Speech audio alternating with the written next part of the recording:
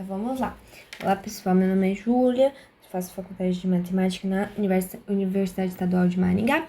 E hoje nós vamos resolver o exercício, a questão 33 do último vestibular aqui da UEM, tá bom? Bom, então como a gente viu no vídeo anterior, a gente viu um pouquinho dos conceitos ali de matemática financeira, porque justamente nesse exercício nós vamos tratar desses conceitos. Vamos ler o exercício com a gente.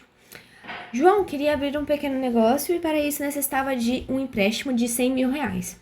Uma instituição financeira lhe propôs um empréstimo com a taxa de juros anuais de 10%, com um prazo de 5 anos.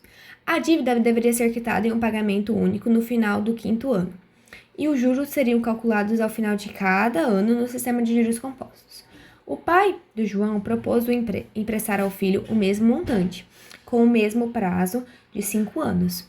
A mesma taxa de juros, há uma taxa de juros de 1% ao mês, no sistema de juros simples. A dívida para com o pai, também seria paga no final do prazo. Em relação a esse enunciado, nessas situações escritas, assinale o que for correto. Vamos lá. Bom, aqui a gente tira várias informações, né? Então, primeiro, da instituição financeira, nós temos o capital de 100 mil, a taxa de juros 10% ao ano e o tempo máximo ali de 5 anos. E nós temos ali um sistema de juros compostos. Já do pai, nós temos o mesmo capital, a nossa taxa muda, nossa taxa vai ser 1% ao mês, o tempo máximo também de 5 anos, mas também no período ali no sistema de juros simples. Então, vamos lá, alternativa 1. A taxa de juros anual da proposta do pai, do João, é igual à taxa de juros anual proposta pela instituição financeira. Então, vamos lá. Seguindo o nosso enunciado, nós sabemos que a nossa taxa anual da instituição financeira é de 10%. Isso o nosso enunciado tem. E a gente sabe também que a proposta do pai é de 1% ao mês.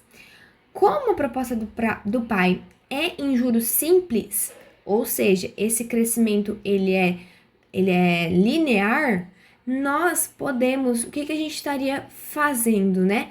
A gente poderia sim, para a gente descobrir quantos por cento é do ano, somar 1% de janeiro, 1% de fevereiro, 1% de março, até chegar em dezembro. Então, é como se a gente estivesse somando 1%, mais 1%, mais 1%. E é assim 12 vezes, porque em um ano tem 12 meses. Logo, a taxa de juros anual do pai do João é de 12% ao ano. E que isso é maior que a taxa anual da proposta da instituição financeira. Então, essa alternativa, ela é falsa. Alternativa 2. Se João optasse pela proposta da instituição financeira, então no final do primeiro ano, sua dívida seria de 121 mil reais. Então, vamos lá. Então, nós temos as mesmas informações do nosso enunciado. O que vai mudar? Vai mudar que agora a gente quer saber no final do primeiro ano. A gente não quer saber no final dos 5, só do primeiro ano. Então, o nosso tempo agora vai ser de 1 ano, tá? E aqui a gente vai literalmente só usar a nossa fórmula dos juros compostos que a gente já sabe. Mas para isso a gente tem que ter 2 detalhes, então vamos lá. Lembrando que, novamente, a taxa de juros e o tempo, eles têm que ser de uma mesma proporção. Ou seja, se a taxa de juros ela vai em anos, ou seja, vai crescendo aos anos, nós temos que o nosso tempo também tem que estar em anos. Júlia, elas crescem em meses. Opa! Então, a taxa de juros cresce em meses. Então, o nosso tempo também tem que crescer, tem que estar em meses, para a gente colocar, dar certo a nossa fórmula e a nossa conta, tá bom?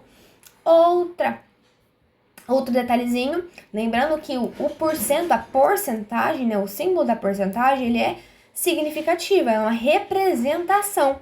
Então, para a gente colocar na nossa fórmula, a gente precisa tirar esse símbolo de porcento. E como que a gente faz isso? Lembrando que o que é o porcento? É a gente pegar um número e dividir ele por 100. Então, a gente vai pegar 10 e dividir ele por 100 para a gente colocar ele da forma decimal. Fazendo essa transformação, a gente consegue aplicar a fórmula.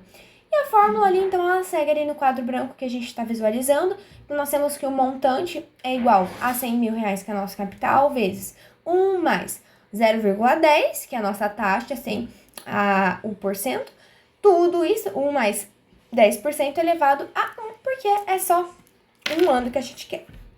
Portanto, a gente fazendo as contas, a gente vê que o nosso montante final resulta em 110 mil reais. Então, é falso, né? Porque a nossa alternativa fala que teria que ser 121 mil reais. Alternativa 4. Se João optasse pela proposta do pai, então, ao final do terceiro ano, sua dívida seria de 136 mil. Então, vamos lá, mesma coisa, só que agora a gente vai aplicar a outra fórmula. A gente tem que o nosso capital é 100 mil reais, nós temos que a nossa taxa agora cresce em 1% ao mês, e a gente quer saber o valor da dívida no final do terceiro ano. Então, o nosso tempo agora vai ser de 3 anos. E no sistema de juros simples. Lembrando da alternativa 1, a gente tem que lembrando que a alternativa 1, ele nos deu uma informação importante. Nós sabemos que a taxa de juros anual da proposta do pai do João é de 12% ao ano, né? Porque ela é linear, então a gente consegue somar essas taxas ao meses. Portanto, lembrando da alternativa 02, a gente falou que a taxa e o tempo tem que estar na mesma proporção. Por isso que na nossa fórmula a gente vai utilizar os 12%, porque o nosso tempo está em anos também, para a gente ter essa mesma proporção, tá bom? Bom, e a partir disso a gente vai usar a nossa fórmula. Então, para o juros simples, primeiro a gente calcula os juros e depois a gente calcula o montante. Então, os juros a gente sabe que é os 100 mil, que é o capital, vezes 0,12, que é a taxa de juros, vezes 3 anos. Fazendo as contas, os nossos juros acumulados nesses 3 anos é de 36 mil. E o montante, a gente vai pegar o nosso mesmo capital e somar com esses juros. Então, nossos juros, no nosso montante final, no terceiro mês, é mesmo de 136 mil reais. Perfeito. Vamos, então, para a nossa alternativa 08. Se o prazo do empréstimo fosse de 4 anos, em vez de 5, em ambas as propostas, o João pagaria mais juros se aceitasse a proposta do pai. Então, vamos lá. A gente tem as mesmas informações das alternativas anteriores. O que a gente vai alterar ali, que vocês estão vendo, é o tempo. Então, agora a gente vai calcular os juros ali, o montante no final do quarto ano, tá? No primeiro quadro, então, a gente vê que na instituição financeira, a partir do sistema de juros compostos, nós temos um montante final de R$ 146.410 reais, e o montante na proposta do pai, que é no sistema de juros simples, nós temos um montante de R$ 148 mil reais. Logo, verdadeiro, o João pagaria mais juros se aceitasse a proposta do pai, tá bom? Justamente, pois como a gente tem o mesmo capital, esses acréscimos são juros. Então, o acréscimo os juros total dos 4 anos do pai é maior que o acréscimo dos juros da instituição financeira. Última alternativa agora, então. Bom, alternativa 16. No final do prazo de 5 anos, a diferença entre os juros cobrados pela instituição financeira e os cobrados pelo pai do João seriam inferior a R$1.000. Então, vamos lá. Temos as nossas informações, só que agora a gente vai usar as informações completas, porque agora ele quer de 5 anos, né? De 5 anos. Então, primeiro a gente vai descobrir o montante da nossa instituição financeira e também da proposta do pai do João.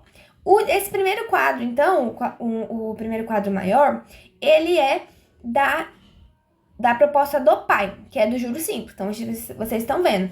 A gente calculou primeiro os juros e depois calculou o montante.